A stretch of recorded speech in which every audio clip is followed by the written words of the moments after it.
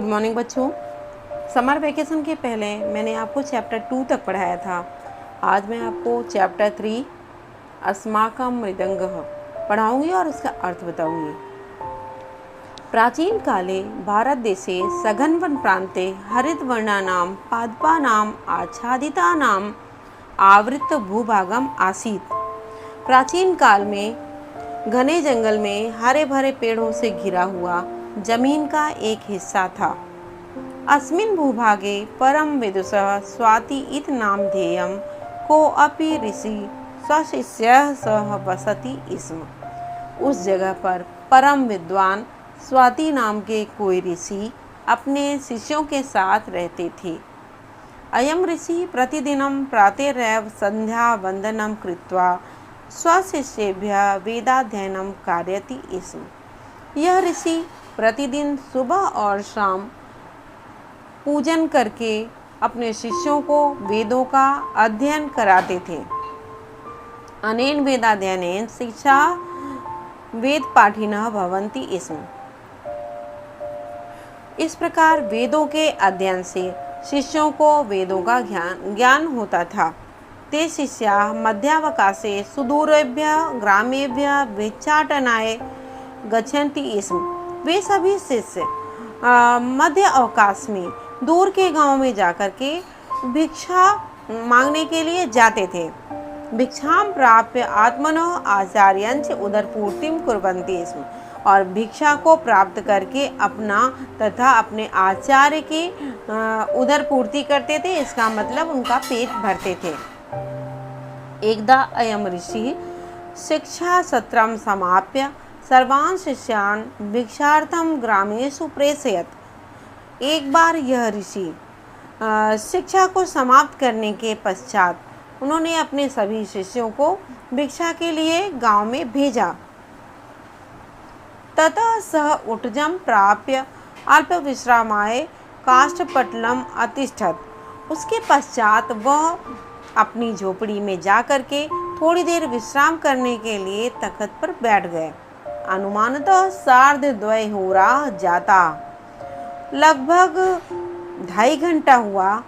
स्वाति ऋषि पिपासया पीड़ितो अभवत्। 2.5 घंटे के बाद स्वाति ऋषि को प्यास लगी।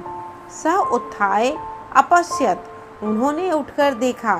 उटजस्थ घटे जलम नासीत्। झोपड़ी में जो घड़ा था उसमें पानी नहीं था। अतः जल प्राप्तये इतस्ततः अगच्छत् अभ्रमत् च। इसलिए पानी को प्राप्त करने के लिए इधर उधर गए और घूम करके उन्होंने देखा। उट्जे जलम न लब्ध्वा स तस्मै अन्वेषणाय बहिः आगच्छत्। झोपड़ी में जब उन्होंने इधर उधर देखा पानी नहीं मिला तो वह उसे खोजने के लिए बाहर आ गए। अन्विष्यता तेन सुदूरे एकस्मिन् स्थले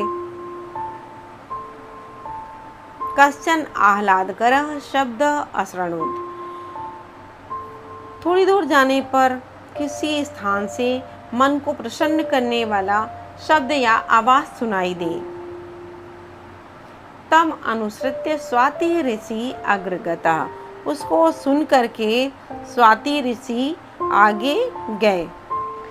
तत्र कुतस्तात् पर्वतात् पतन्तः जलबिन्दवः शुष्कपर्णानाम् उपरि पतित्वा मधुरं संगीतं जनयन्ति स्म। वहाँ पर कहीं से पर्वतों के ऊपर से पानी की बूंदें सूखे पत्तों पर गिर रही थी और उससे मधुर संगीत हो रहा था। उसकी आवाज़ बहुत मधुर लग रही थी। तस्य ज्ञान चक्षु जागृता अभवत्। इस प्रकार उस आवाज़ को सुन करके उस मधुर संगीत को सुन करके उनके ज्ञान के नेत्र खुल गए। एतत् अवगत्य प्रेरितः सः हर्षानुकूलतां विस्मृत्य वेगेन आश्रमं प्रत्यागच्छत्। इस प्रकार उससे प्रेरित होकर वह खुशी में सब कुछ भूल करके तेजी से वापस लौट आए। उन्होंने अपने संगीत के साधनों को खोजा। सह संगीत साधनेषु प्रतिध्वनये उत्पादनार्थ यह सूक्ष्म क्रमः आवश्यकतम अन्वेष्टयत्। तो क्या हुआ कि उन्होंने अपने संगीत के साधनों को खोजा एवं संगीत साधनम निर्मितम अकरोद, और उसे बनाया। काफ़ी दिनों से रखा होने के बाद जो भी खराब हुआ था उसको उन्होंने ठीक किया। तस्य नाम मृदंगः इति। उस संगीत के साधन का क्या नाम था? तबला। अस्य मृदंगस्य संगीत शास्त्रे प्रमुखः स्थानः अस्ति। इस मृदंग यानी कि तबले का संगीत के शास्त्र में प्रमुख स्थान है। यह कोऽपि संगीत कार्यक्रमः न स्यात् यत्र मृदंगस्य उपयोगिता न भवेत्। ऐसा कोई भी संगीत का कार्यक्रम नहीं होता है जहाँ पर तबले की आवश्यकता न हो।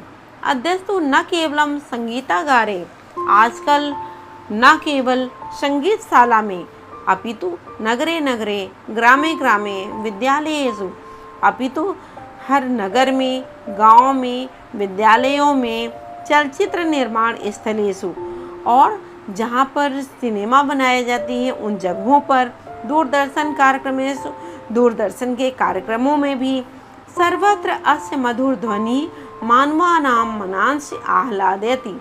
सभी जगह इसकी मधुर ध्वनि मनुष्यों के मनों को आह्लादित करती यानी कि प्रसन्न करती है। वर्तमाने तु जनाः संगीत कार्यक्रमेषु अस्याः अनुपस्थितिः पुच्छ विषाणहीनः पशुमेव मन्यते।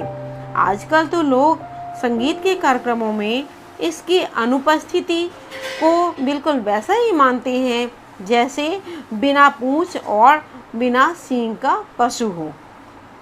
तो बच्चों, मैंने आपको चैप्टर 3 समझा दिया।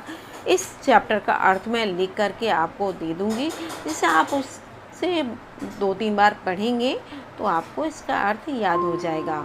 और बच्चों, वर्ड मीनिंग को देख करके आप अपने आप इसका अर्थ निकालने की कोशिश करेंगे तो ये आपको हमेशा के लिए याद हो जाएगा। ओके।